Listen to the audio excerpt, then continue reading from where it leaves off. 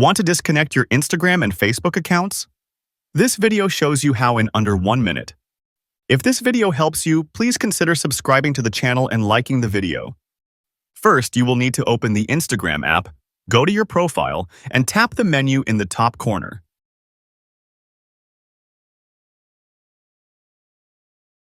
Now, you should tap on the Accounts Center, which is the central hub for managing all your connected profiles.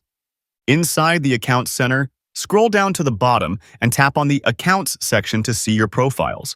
You will see your connected Instagram and Facebook accounts, and you can tap Remove next to the Facebook account.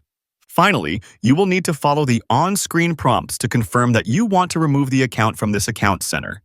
Subscribe for more short and concise videos that get you what you need to know in under 1 minute.